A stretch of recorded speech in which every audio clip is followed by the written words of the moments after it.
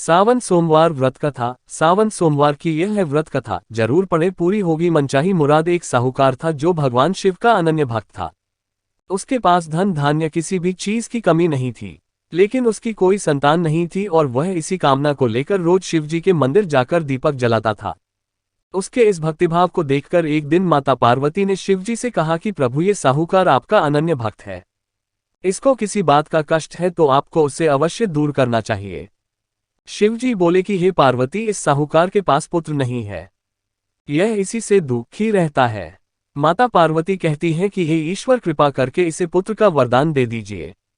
तब भोलेनाथ ने कहा कि हे पार्वती, साहूकार के भाग्य में पुत्र का योग नहीं है। ऐसे में अगर इसे पुत्र प्राप्ति का वरदान मिल भी गया तो वह केवल 12 वर्ष की आयु तक ही जीवित रहेगा। ये सुनने के बाद भी माता पार्वती ने कहा कि हे प्रभु, आपको इस साहूकार को पुत्र का वर देना ही होगा, अन्यथा भक्त क्यों आपकी सेवा पूजा करेंगे।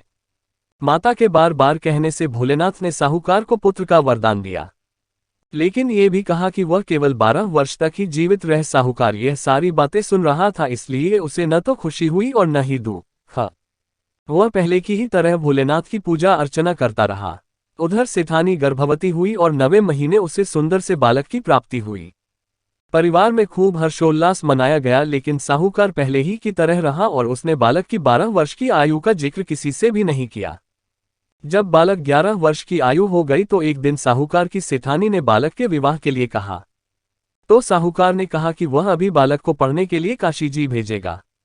इसके बाद उसने बालक के मामा जी को बुलाया और कहा कि इसे काशी पढ़ने के लिए ले जाओ और रास्ते में जिस भी स्थान पर रुकना वहां यज्ञ करते और ब्राह्मणों को भोजन कराते हुए आगे बढ़ना। उन्होंने भी इसी तरह करते हुए जा रहे थे कि रास्ते में एक राजकुमारी का विवाह था। जिससे उसका विवाह होना था वह एक आंख से काना था।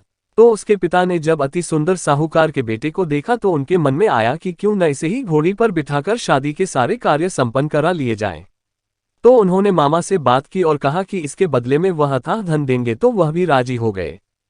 इसके बाद साहूकार का बेटा विवाह की बेदी पर बैठा और जब विवाह कार्य संपन्न हो गए तो जाने से पहले उसने राजकुमारी की चुंदरी के पल्ले पर लिखा कि तेरा विवाह तो मेरे साथ हुआ, लेकिन जिस राजकुमार के साथ भेजेंगे वह तो एक आंख का काना है। इसके बाद वह अपने मामा के साथ काशी के लिए चला गया।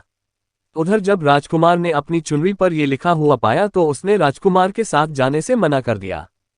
तो राजा ने भी अपनी पुत्री को बारात के साथ विदा नहीं किया। बारात वापस लौट गई। उधर मामा और भांजे काशी जी पहुंच गए थे। एक दिन जब मामा ने यज्ञ रचा रखा था और भांजा बहुत देर तक बाहर नहीं आया तो मामा ने अंदर जाकर देखा तो भांजे के प्राण निकल चुके थे। वह बहुत परेशान हुए, लेकिन सोचा कि अभी रोना पीटना मचाया तो ब्राह्मण चले जाएंगे और यज्ञ का कार्य अधूरा रह जाएगा।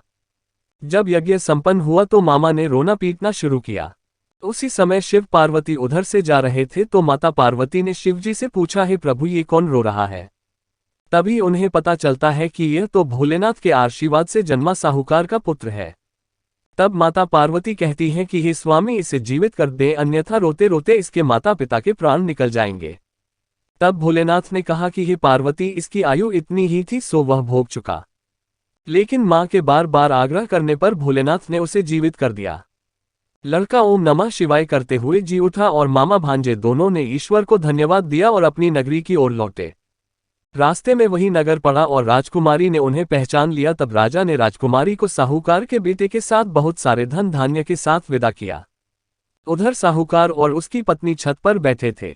उन्होंने ये प्रण कर रखा था कि यदि उनका पुत्र सकुशल न लौटा तो वह छत से कूदकर अपने प्राण त्याग देंगे। तभी लड़के के मामा ने आकर साहूकार के बेटे और बहू के आने का समाचार सुनाया, लेकिन वे नहीं माने तो मामा ने शपथ पूर्वक कहा। तब तो दोनों को विश्वास हो गया और दोनों ने अपने बेटे बहू का स्वागत किया।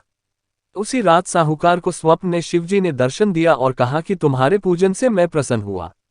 इसी प्रकार जो भी व्यक्ति इस कथा को पढ़ेगा या सुनेगा उसके समस्त दुख दूर हो जाएंगे और मनोवांछित सभी कामनाओं की पूर्ति होगी।